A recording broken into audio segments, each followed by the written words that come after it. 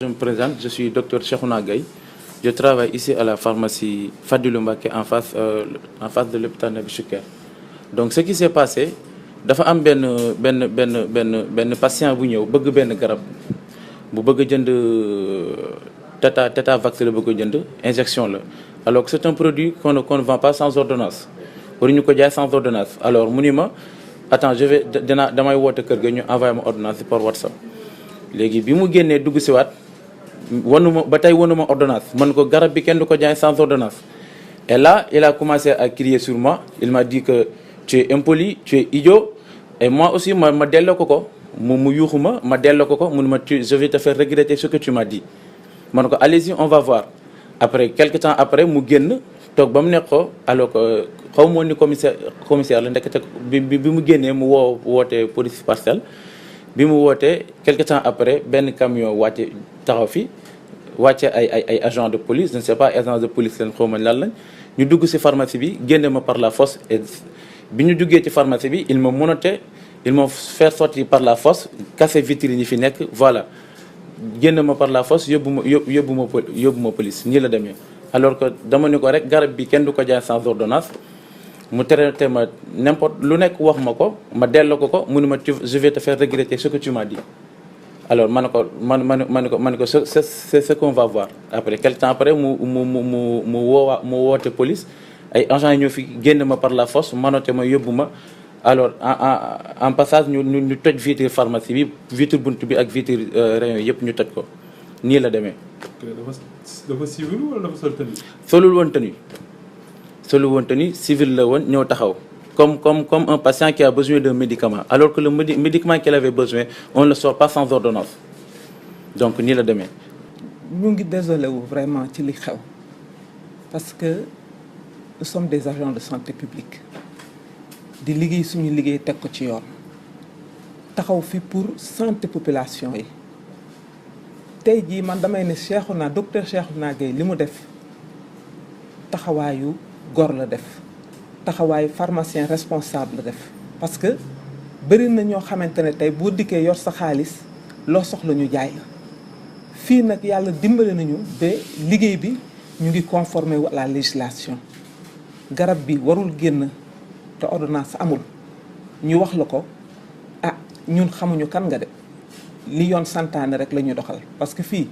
ku fi mën a dugg rek dañ lay considérer comme un roi. C'est un patient yi seen wér-gu-yaram moo ñu fi bàyyi kon nag duñu fi nekk di def lu ñu neex ordonnance bi bu ñëwul duñ la jaay garab loolu warul indi coow ba yow nga dem indi sa doole jël say alkaati jël say police bi nga xamante ne dafa war a nekk pour la sécurité publique pour la sécurité de population nga ñëw ci benn nit. xanaa benn policier sax xajul ci benn nit waxatumaa nag nga indi lu ëpp juróomi policier ñu dugg yàqate fii mais waxuma dara sax mais kii c'est un agent lui aussi assermenté le pharmacien c'est un agent assermenté donc du wax lu nekkul pour lan ñu di ko menotté du sàcc du délinquant pourquoi ñu di ko menotté léegi nag ñun nañ ñu wax ci ban dëkk la ñu nekk ndax ci dëkk droit la ñu nekk wala dëkk samba booy la lu neex waaye mu def ku am sa doole jaay ko nit ñi.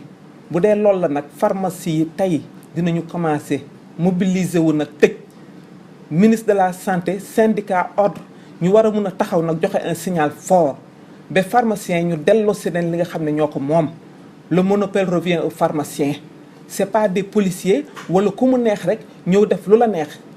ñoom li ñu war a waxuñu ko garab yaa ngi nii ñu di ko jaay ci mbedd mi bu ñu amee ñu mënote ñooñu la ñu war a mënote.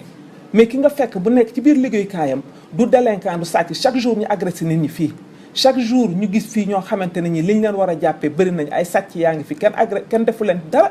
ñu ñëw fekk une honnête personne koo xam ne tey bu ñuy wax ne dañuy citer un exemple ci yar ak ci discipline ak ci correction dañu naan Cheikhouna Gaye nit ku yaru la Cheikhouna taalibe la talul fu muy xeexe wala muy wax ju ñaaw